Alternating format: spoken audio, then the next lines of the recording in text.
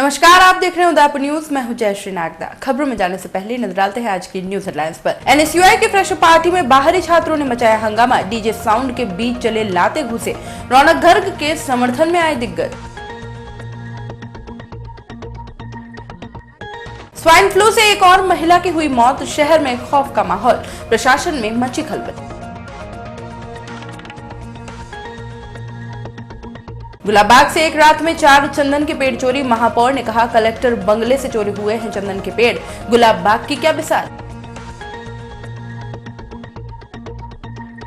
और झील किनारे पुष्प वाटिका में चल रहा है अवैध निर्माण। सिंघम महापौर और समिति अध्यक्ष अनभिज्ञ। रसूखदार वाटिका संचालक को रोके कौन। और अब खबर विस्तार से। सबसे पहले बात करते हैं सुखाड़िया विश्वविद्यालय में बिछी चुनावी बिसात की। आगामी 28 अगस्त को पूरे प्रदेश में छात्र संघ चुनाव होने जा रहे हैं। ऐसे में सुखाड़िया यूनिवर्सिटी में भी चुनावी सरगर्मियां तेज हो चुकी हैं, जिसका उदाहरण देखने को मिला शुक्रवार को सांवलिया गार्डन में, जहां एनएसयूआई के उपाध्यक्ष जोगेंद्र सिंह शक्तावत द्वारा दी गई फ्रेशर पार्टी में जमकर हंगामा हुआ। पार्टी के दौरान छात्रों के 2 गुटों में हाथापाई हुई, तो वहीं पूरी पार्टी में अफरा तफरी का माहौल हो गया। दरअसल केंद्रीय छात्र संघ अध्यक्ष पद के उम्मीदवार रौनक गर्ग के समर्थन में इस फ्रेशर पार्टी का आयोजन किया गया था। यूनिवर्सिटी रोड पर आयोजित हो रही इस पार्टी में विश्वविद्यालय के सभी संगठक महाविद्यालयों के छात्र छात्राएं शामिल हुए। इस दौरान कहासुनी के बाद छात्रों के गुट भिड़ गए। गहमा गहमी इतनी ज्यादा हो गई कि सभी एक दूसरे पर जानलेवा हमला करने को भी उतारू हो गए, लेकिन मौके पर मौजूद वरिष्ठ छात्र नेताओं ने मामले को शांत करवाया। करीब 20 मिनट तक पार्टी में हंगामा चलता रहा। सूत्रों की माने तो झगड़े के पीछे निवर्तमान अध्यक्ष मयूर ध्वज सिंह और लवपाल सिंह का हाथ है, जिन्होंने ऋषि, मनवीर और योगेश औदित्य को इस फ्रेशर पार्टी में भेजा और जिन्होंने यहां पर घुसते ही गौरव बियावत के साथ मारपीट शुरू कर दी और आयोजित स्नेह भोज में गुलाब जामुन के भगोनों में रेती डालकर उन्हें अस्वादिष्ट कर दिया। बाद में गुस्साई छात्रों की भीड़ जब उन्हें मारने के लिए दौड़ी तो रौनक गर्ग और अन्य छात्र नेताओं ने बीच बचाव कर उन्हें बचाया। कुछ देर बाद फिर से छात्रों को पार्टी में डीजे पर नचवाया गया और असामाजिक तत्वों से दूर रहने की बात कही। इस दौरान पूरी पार्टी में रौनक गर्ग जिंदाबाद के नारे लगते रहे। इस फ्रेशर पार्टी में 1000 से ऊपर छात्र छात्राओं की संख्या बताई जा रही थी।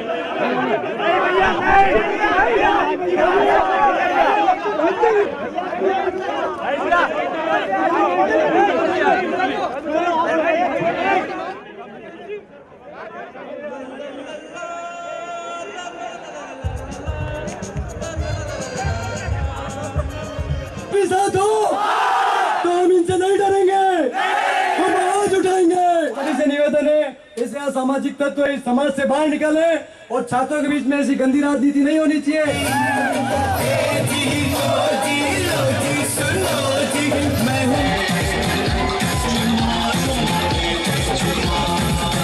जिला उपाध्यक्ष बनने की खुशी में हमने एमएलएसयू के सभी मित्रों के साथ एक छोटा सा गेट टुगेदर रखा है। इस बार हम हमारे यूनिवर्सिटी पर एक 8 सालों से संघर्ष करते हुए हमारे साथी रौनक गर्ग को हम चुनाव लड़वा रहे हैं। हमारा सारा समर्थन रौनक गर्ग के साथ है और पूरा एमएलएसयू का जो एक छात्र है वो रौनक गर्ग के संघर्ष को जानते हुए उनकी तरफ से हमें अप्रोच किया गया कि हम रौनक गर्ग को चुनाव लड़ाएं। तो हम इस पूरे चुनाव प्रक्रिया के अंदर रौनक गर्ग के समर्थन में हैं और हम चाहते हैं कि सभी एमएलएसयू के छात्र संघर्षों के साथ ही रौनक गर्ग को वोट देकर ज़्यादा से ज़्यादा मतों से विजय बनाएं। और आज का ये प्रोग्राम आप सभी भाइयों के लिए रखा गया है, जो सारे भाई हमारे साथ एनएसयू के चुनाव में, मेरे चुनाव में लगे थे। मैं उपाध्यक्ष बना, उसके लिए मैं आप सभी का बहुत बहुत धन्यवाद करता हूँ और हम आगे से आपकी सबकी सहायता करने के लिए हमेशा तत्पर रहेंगे। ज़्यादा से ज़्यादा संख्या में ज़्यादा से ज़्यादा वोटों से रौनक गर्ग को विजय बनाएं। हमारे छोटे भाई जोगेंद्र सिंह शक्तावत जो निर्वाचित उपाध्यक्ष बने हैं उसकी खुशी में, और हमारा एक और भाई रौनक गर्ग जो इस बार सुखाड़िया यूनिवर्सिटी का चुनाव लड़ रहा है एनएसयूआई के बैनर तले, और कॉमर्स कॉलेज प्रेसिडेंट पर हिमांशु पवार। और हम संगठन सर्वोपरि है, एनएसयूआई अगर टिकट देगी तो हम चुनाव लड़ेंगे। और ये लड़ाई जो रौनक जो चुनाव लड़ रहा है 8 सालों से संघर्ष कर रहा है। पहले कॉमर्स कॉलेज के प्रेसिडेंट रहा है, पिछले कई वर्षों से छात्रों के बीच में है और ना ये किसी राजनेता का बेटा है, ये एक आम छात्र है। और जो दूसरा हमारा कैंडिडेट है वो है जो हिमांशु पवार, जो कॉमर्स कॉलेज में पिछले 5 सालों से संघर्षरत है। हर आंदोलन में, हर संघर्ष में हमेशा छात्र हितों के लिए काम करने वाला। इस बार मेरी आपके टीवी चैनल के माध्यम से यही है कि नेता नहीं, अपना भाई चुनिए, अपना साथी चुनिए। जय हिंद। झीलों की नगरी में स्वाइन फ्लू के कहर से सनसनी फैली हुई है। शुक्रवार को एक महिला की मौत के बाद पूरे इलाके में खौफ सा माहौल हो गया है। वहीं अब तक 44 मामले स्वाइन फ्लू पॉजिटिव के आ चुके हैं। इस वजह से अस्पताल प्रशासन की नींद भी उड़ी हुई है। शहर की यादव कॉलोनी में रहने वाली रीना यादव की गुरुवार शाम को अहमदाबाद में इलाज के दौरान मौत हो गई थी। अंबा माता इलाके में यादव कॉलोनी की रहने वाली है महिला का 3 दिन से अहमदाबाद में इलाज चल रहा था। स्वाइन फ्लू से अब तक 5 मौतें हो चुकी हैं। वर्तमान में भी 11 मरीज अस्पताल में भर्ती हैं, जिनमें से 7 की पुष्टि स्वाइन फ्लू पॉजिटिव के रूप में हुई है, जबकि 4 की रिपोर्ट आनी बाकी है। उदयपुर न्यूज के सभी शहरवासियों से अपील है कि इस बीमारी से बचने के लिए सर्दी जुकाम बुखार होने पर सबसे पहले टैमीफ्लू दवा का सेवन करें। वहीं आयुर्वेदिक काढ़े का सेवन भी रोजाना करें ताकि इस बीमारी से दूर रहा जा सके। जो मौसम के अंदर बदलाव आया है, उस बदलाव की वजह से स्वाइन फ्लू वायरस जो है, जिसको हम H1N1 वायरस कहते हैं, वो वापस एक्टिवेट हुआ है। उसकी वजह से जो उम्र के दोनों पड़ाव पर जो लोग हैं, जैसे बच्चे हैं और सीनियर सिटीजन हैं, उनके अलावा वो लोग जिनका रोग प्रतिरोधक शक्ति बहुत ज़्यादा कम हो चुकी है, इस स्वाइन फ्लू की चपेट में आ रहे हैं। मेरा सभी लोगों से ये आग्रह है कि अगर सर्दी जुकाम, खांसी, बुखार, आँखों का लाल होना, नाक का बहना जैसी स्थिति अगर 3 दिन से ज़्यादा रहे तो हमारे मेडिकल आउटडोर में, पेडियाट्रिक आउटडोर में आकर के दिखाएं। चिकित्सक की राय पर स्वाइन फ्लू का टेस्ट करवाएं। आवश्यकता होने पर जो टैमीफ्लू टैबलेट है वो चिकित्सक के परामर्श के बाद लें। बचाव के लिए मेरी तरफ से ये राय है कि किसी भी खांसने वाले व्यक्ति से कम 1 मीटर की दूरी बना करके रखें। खूब सारा पानी पिएं, शरीर में निर्जलीकरण वाली स्थिति नहीं आने दें। साफ, स्वच्छ, ताज़ा बना हुआ भोजन करें। सड़कों के ऊपर जो बिना ढका हुआ मक्खियाँ बैठता हुआ जो खाना है, वो खाना नहीं लें। स्वच्छता का पूरा ध्यान रखें और आवश्यकता पड़ने पर डॉक्टर की सलाह से ही कोई इलाज लें। स्वयं अपना इलाज नहीं करें, नियम हकीमों के चक्कर में नहीं पड़ें और किसी अंधविश्वास को नहीं पालें, किसी भ्रांति को नहीं पालें। किसी भी तरह का अगर कोई प्रश्न आपके मन में आता है तो आउटडोर में आकर के जो हमारे क्वालिफाइड जो डॉक्टर्स हैं उनको दिखाएं। अभी आज की तारीख में 11 मरीज हमारे यहाँ पर भर्ती हैं। उनमें से 7 टेस्ट के अंदर पॉजिटिव हैं। 4 अभी टेस्ट ले चुके हैं, जिनका कहते हैं थ्रोट स्वाब लिया गया है। उनका जो रिजल्ट है वो पेंडिंग है, शाम तक उसका पता लग जाएगा। एक भी बीमार आज की तारीख में सीरियस नहीं है। उनको नियमित रूप से डॉक्टरों के द्वारा देखभाल की जा रही है, इलाज दिया जा रहा है। कहीं घबराने जैसी, पैनिक होने जैसी कोई स्थिति नहीं है। थोड़ा सा जो सावधानी है वो आपको बचाव में काफ़ी मदद करेगी और समय पर डॉक्टर को दिखाना ही इसका सबसे बड़ा उपचार है और उनके द्वारा सुझाए गए इलाज को पूरा का पूरा लें, उसमें कोताही नहीं बरतें। इसी से जो मॉर्बिडिटी एंड मॉर्टेलिटी यानी मृत्यु दर और बीमारी है वो जल्दी में काबू में आएगी। इन दिनों उदयपुर के सिंघम कहे जाने वाले महापौर शायद कुछ ज्यादा ही व्यस्त हैं, इसलिए निगम का हथौड़ा फिर से जंग खाने लगा है। शहर में धड़ल्ले से अवैध निर्माण चल रहे हैं, जिसे रोकने के लिए निगम की ओर से कोई ठोस कदम नहीं उठाया जा रहा है। वहीं जिनके अवैध निर्माण तोड़े जा चुके हैं, वहां पर भी शनि शनि काम शुरू हो चुके हैं। आइए आपको भी रूबरू करवाते हैं स्वरूप सागर झील से सटी एक वाटिका की ताजा तस्वीर से, जो शायद महापौर की नजरों में आई नहीं होगी। जी हाँ, यहाँ पर स्थित पुष्प वाटिका में इन दिनों धड़ल्ले से निर्माण कार्य चल रहा है। हरे रंग के कपड़े की आड़ में यहाँ पर बेखौफ निर्माण कार्य किया जा रहा है। क्षेत्रवासियों की माने तो कुछ दिनों पूर्व ही महापौर चंद्र सिंह कोठारी ने भी यहाँ का दौरा किया था। वहीं अतिक्रमण निरोधी समिति के अध्यक्ष देवेंद्र जावलिया ने भी इस प्रकरण से खुद को अनभिज्ञ बताया। इन सब बातों से तो यही लगता है कि वाटिका का मालिक कितना रसूखदार होगा जो झील से मात्र 10 फीट दूरी पर खुलेआम निर्माण कार्य करवा रहा है। इस पूरे मामले पर जब उदयपुर न्यूज ने महापौर चंद्र सिंह कोठारी से बात की तो उन्होंने अनभिज्ञता जाहिर करते हुए तुरंत कार्रवाई करने का आश्वासन दिया। अब देखना दिलचस्प होगा कि आखिर रसूखदार वाटिका संचालन के अवैध निर्माण के ऊपर निगम का हथौड़ा चलता है या नहीं।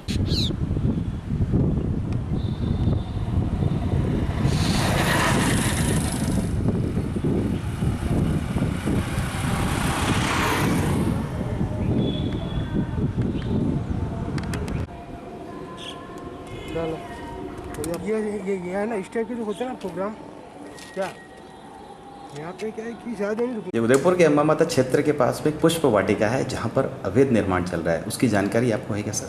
और अगर है तो उस पर लीगल कुछ प्रोसेस हो चुका है या वो अवैध बन रहा है? अभी तक सीधी कोई जानकारी या शिकायत मेरे पास तो नहीं आई। हो सकता है राजस्व विभाग या बिल्डिंग परमिशन को या कमिश्नर को किसी ने शिकायत दी हो। आपने अभी पहली बार बताया है तो निश्चित रूप से कल हमारा वहाँ कर्मचारी अधिकारी को जा करके इंस्पेक्टर को भेजेंगे, पता करके आता है कि वहाँ क्या निर्माण हो रहा है और उसके अनुसार ही फिर कि निर्माण निषेध क्षेत्र है, जोन बी है, ए है, सी है, क्या है, उसी अनुसार आगे जो भी विधिक कार्रवाई होती है निश्चित रूप से करेंगे। एशिया के दूसरे सबसे बड़े गार्डन गुलाबबाग में एक बार फिर चोरों ने पुलिस की गश्त की पोल खोल कर रख दी है। गुलाबबाग में स्थित वन विभाग के कार्यालय से 50 मीटर दूरी पर स्थित अरिहंत वाटिका में गुरुवार रात को चोरों ने धावा बोला और करीब 4 चंदन के पेड़ काट कर ले गए। आज सुबह घूमने आने वाले लोगों को जब इसका पता चला तो तुरंत पुलिस को सूचना दी। सूचना मिलने के घंटों बाद मौके पर पहुंची पुलिस ने अज्ञात चंदन चोरों के खिलाफ मुकदमा दर्ज कर जांच शुरू कर दी है। यहाँ पर सबसे बड़ा सवाल तो यह खड़ा होता है कि आखिरकार इतने बड़े चंदन के पेड़ बाहर गए कैसे, क्योंकि रात में तो 4 पहिया या दुपहिया वाहनों के प्रवेश वर्जित रहते हैं। गुलाबबाग प्रशासन की इसमें मिली भगत न हो यह तो संभव ही नहीं, क्योंकि यहाँ से बाहर जाने के तो 2 ही गेट हैं। फिर चोर पेड़ के घट्टे लेकर बाहर निकले कैसे? इस पूरे मामले पर उदयपुर न्यूज के संवाददाता घनश्याम सिंह राव ने महापौर चंद्र सिंह कोठारी से बात की तो उन्होंने कहा कि शहर में तो कलेक्टर निवास से भी चंदन के पेड़ों की चोरी हुई है, फिर तो गुलाबबाग तो आखिर बहुत बड़ा है। 2 दर्जन होमगार्डों की तैनाती भी यहाँ पर नाकाफी होगी और पीडब्ल्यूडी ने हमें अभी तक पूरा जिम्मा नहीं दिया है।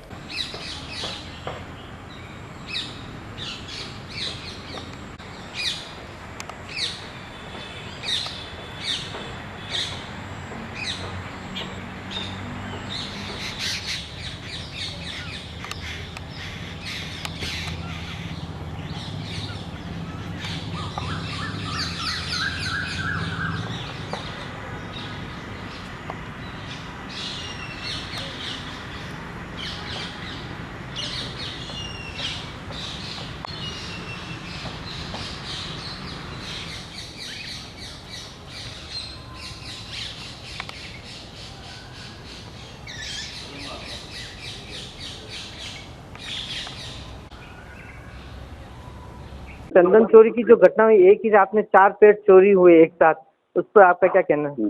ऐसा पूरे शहर में कितनी बार चंदन चोरी की घटनाएं हुई है और पूर्व में जाना हो तो आप कलेक्टर के निवास से भी चंदन के पेड़ चोरी हुए हैं, तो सुरक्षा रहती है। और गुलाबबाग की आप बात कर रहे हैं तो गुलाबबाग तो इतना लंबा चौड़ा है, मेरे ख्याल से उसमें रात को हम 2 दर्जन होमगार्ड लगा दें वो भी चोरी रोकना मुश्किल है। दूसरा इसके साथ गुलाबबाग आज भी उद्यान के पास भी है, पूरा हमें हैंड ओवर नहीं हुआ, हम खाली वहाँ जो व्यवस्थाएं हैं वो देखते हैं।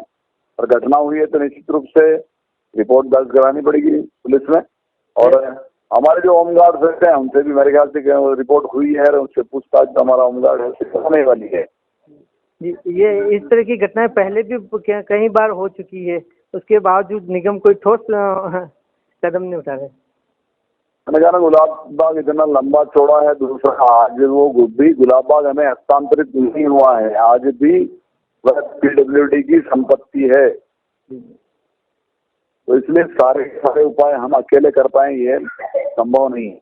उदयपुर न्यूज में फिलहाल वक्त तो चला है एक छोटे से ब्रेक का। ब्रेक के बाद फौरन हाजिर होंगे, कहीं मत जाइएगा। राखी और 15 अगस्त के अवसर पर ब्रांडेड कपड़ों की सेल स्मार्ट सिटी उदयपुर में न्यू इंडिया इंटरनेशनल लेकर आया है कपड़ों की विशाल रेंज, जिसमें आपके बच्चों के लिए kids wear, fancy T shirt, fancy top, jeans, jeggings, fancy shirt, lower, harem, girls wear में western and basic top, leggings, shorts, kurti, harem, palazzo, jeans, skirt. Men's wear में उपलब्ध है जीन्स, शर्ट व टी शर्ट। लोअर, पता new India international near Ashoka talkies, Surajpol, Udaipur.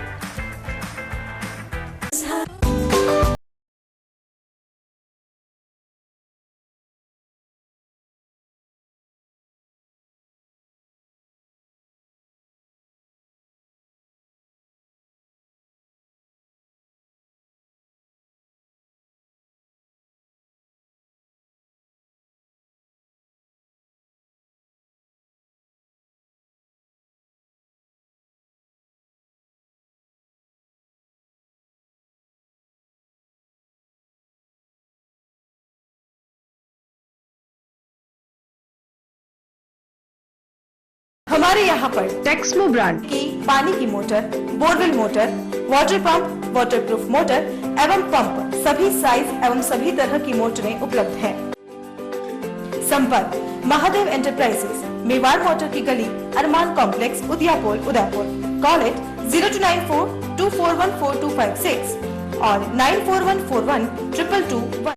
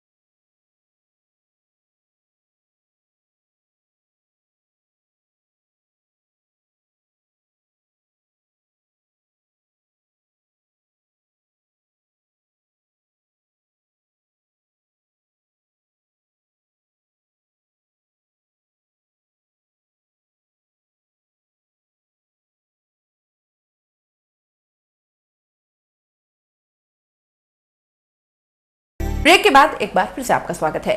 प्रदेश में होने वाले छात्र संघ चुनाव की तारीख की घोषणा के बाद अब एक और छात्र संगठन सक्रिय रूप से चुनाव प्रचार में जुट गया है। वहीं दूसरी ओर छात्र संघ चुनाव की तारीख और प्रधान सेवक नरेंद्र मोदी की उदयपुर यात्रा आसपास मिलने से उदयपुर में तय तिथि पर छात्र संघ चुनाव पर बादल मंडराने लग गए हैं। आपको बता दें कि 28 अगस्त को छात्र संघ चुनाव और 29 अगस्त को प्रधान सेवक नरेंद्र मोदी की प्रस्तावित यात्रा होने से स्थानीय प्रशासन व्यवस्थाओं को लेकर चिंतित दिख रहा है। विश्वविद्यालय प्रशासन ने छात्र संघ चुनाव को लेकर सभी तैयारियों को पूरा कर लिया है, लेकिन स्थानीय प्रशासन और पुलिस प्रशासन नहीं चाहता कि 28 अगस्त को उदयपुर में छात्र संघ चुनाव हो।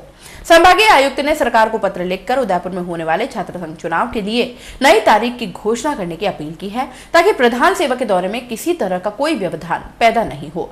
वहीं विश्वविद्यालय के कुलपति की माने तो उन्होंने अपने स्तर पर सभी तैयारियों को पूर्ण कर लिया है और सरकार जिस भी तारीख को छात्र संघ चुनाव कराने के निर्देश जारी करेगी उस दिन छात्र संघ चुनाव को संपन्न करवा दिया जाएगा।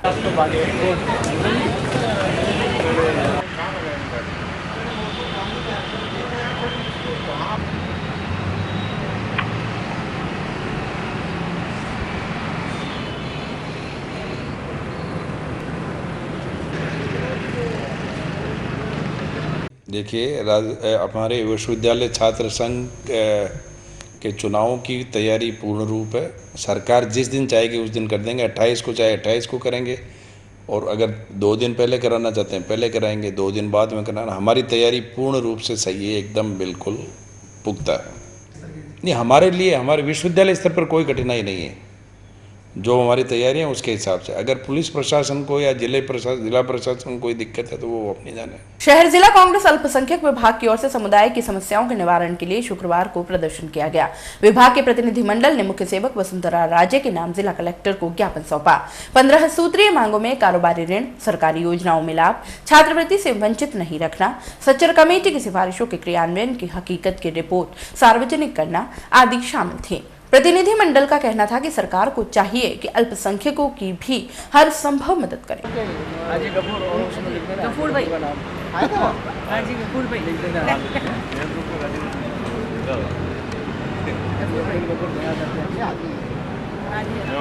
देहाती अध्यक्ष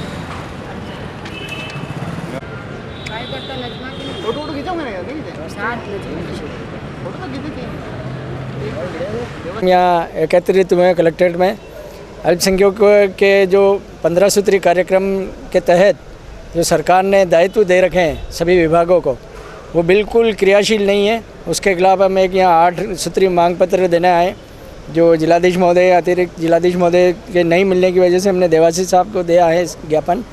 और इसमें मुख्य रूप से ये मांग रखी गई है कि किस तरीके से ये विभाग बना हुआ है, उसके बावजूद भी अल्पसंख्यकों के हितार्थ कोई कार्य नहीं हो रहे हैं। कई बार तो जैसे छात्रवृत्ति को लेकर के जाते हैं तो बजट कम की वो बताया जाता है, बजट कम है।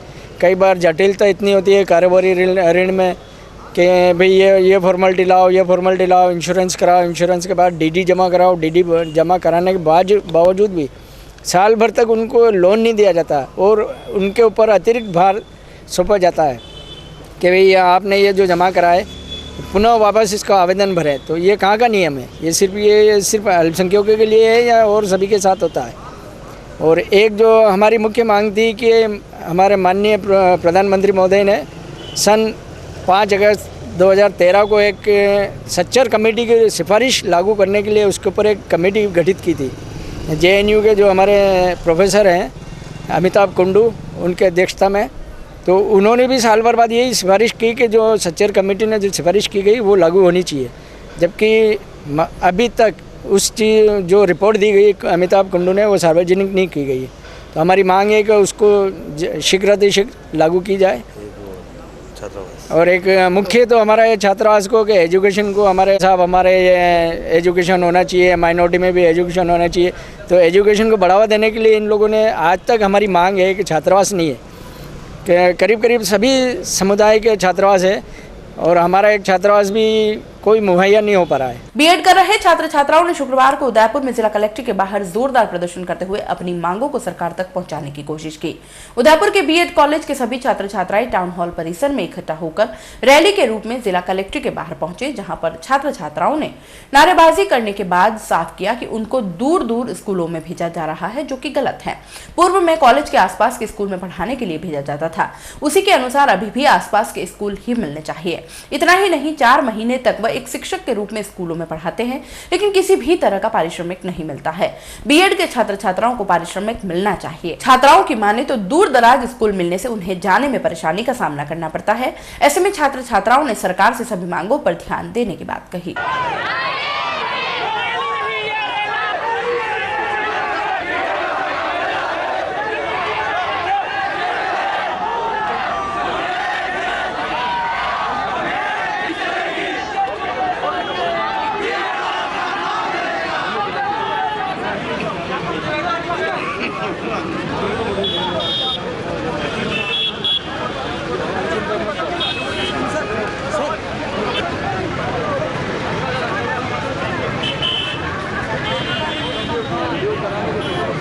हमारी मुख्य रूप से मांगे हैं कि जो 2 साल की बीएड की है उसमें हमें इंटर्नशिप में जो 4 महीने की उसमें भत्ता दिया जाए, और गत वर्ष की तरह इस वर्ष भी हमें नज़दीकी विद्यालय जो गत वर्ष दिया जाता है वो भी इस साल दिया जाए।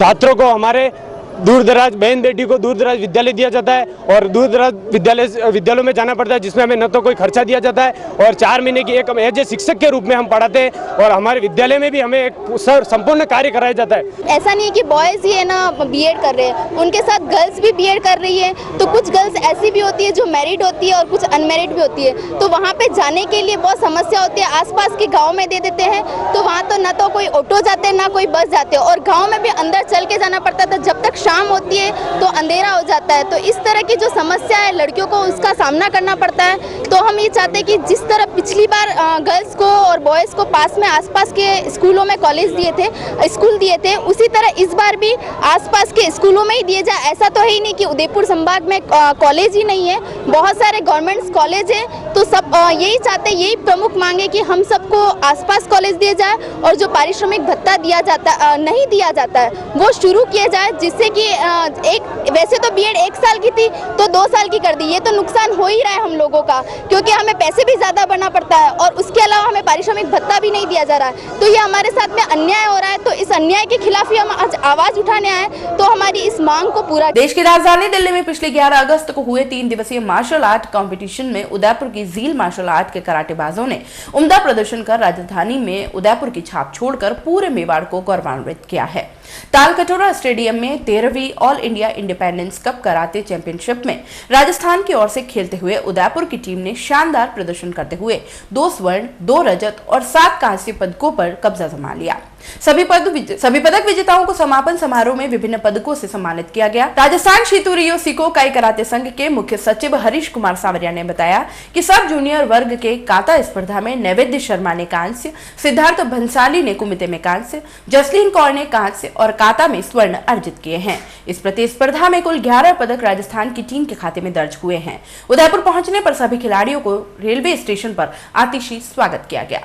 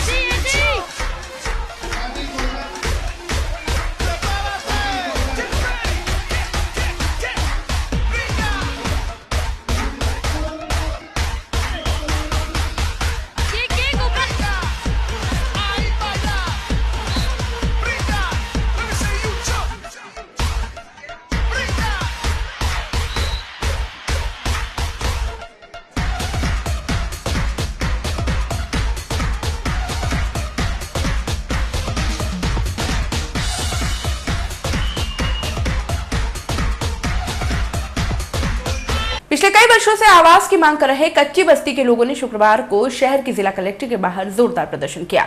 आवास अधिकार संघर्ष समिति के बैनर तले हुए इस प्रदर्शन के दौरान कई लोग मौजूद रहे।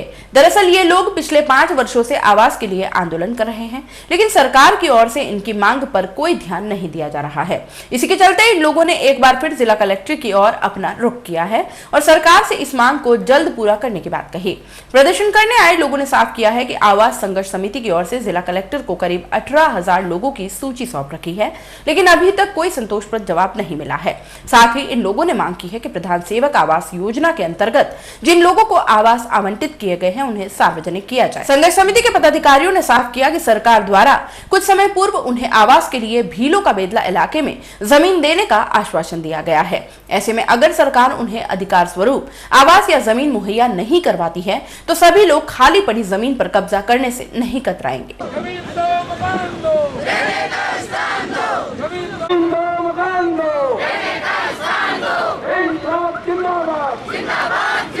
और जब तक भूखा इंसान रहेगा खाएगा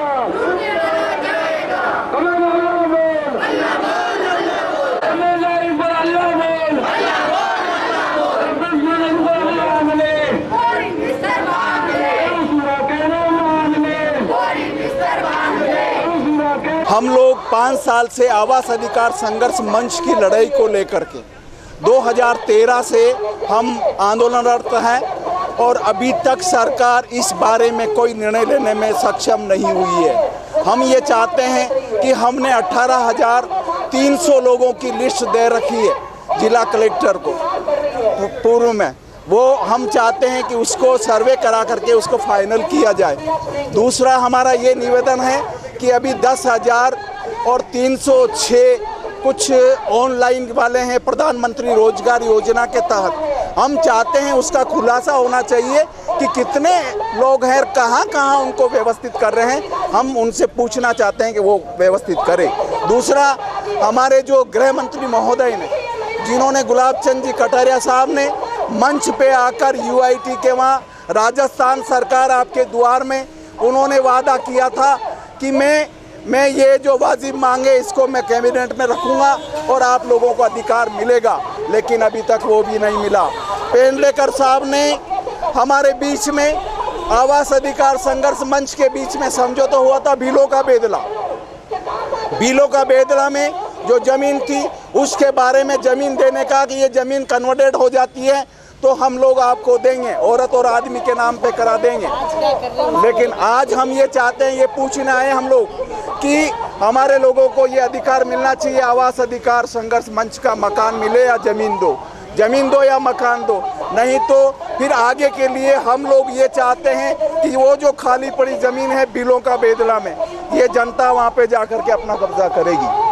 सरकार को रोकना है, रोक ले। चलते चलते एक नजर एक बार फिर से आज की न्यूज हेडलाइंस पर। एनएसयूआई के फ्रेशर पार्टी में बाहरी छात्रों ने मचाया हंगामा, डीजे साउंड के बीच चले लाते घुसे, रौनक गर्ग के समर्थन में आए दिग्गज। स्वाइन फ्लू से एक और महिला की हुई मौत, शहर में खौफ का माहौल, प्रशासन में मची खलबली। गुलाबबाग से एक रात में 4 चंदन के पेड़ चोरी, महापौर ने कहा कलेक्टर बंगले से चोरी हुए हैं चंदन के पेड़, गुलाबबाग की क्या मिसाल। और झील किनारे पुष्प वाटिका में चल रहा है अवैध निर्माण, सिंघम महापौर और समिति अध्यक्ष अनभिज्ञ, रसूखदार वाटिका संचालक को रोके कौन। अब आप अपना पसंदीदा न्यूज चैनल उदयपुर न्यूज देख सकते हैं YouTube पर भी। इसके लिए आपको YouTube पर जाकर सर्च करना होगा उदयपुर न्यूज, उसमें अपनी लॉगिन आईडी लिखनी होगी और सब्सक्राइब करना होगा। उदयपुर न्यूज के इस बुलेटिन में फिलहाल इतना ही। शहर की तमाम हलचलों से आगे भी रूबरू करवाते रहेंगे। तब तक के लिए दीजिए इजाजत। जय श्री नागदा को, और खबरों के लिए देखते रहे उदयपुर न्यूज। नमस्कार।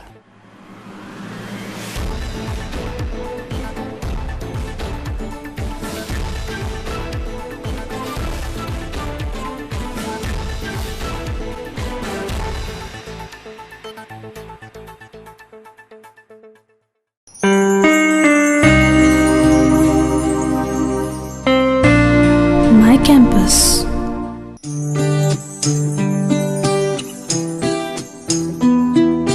My classroom. My department.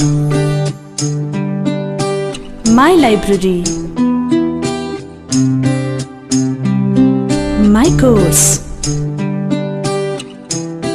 My lab. My team. My friends. My interest. My training. My future. My faculty. My placement. Courses offered at SGI, BTech, Polytechnic Diploma, MBA, Nursing and BPT. Your college.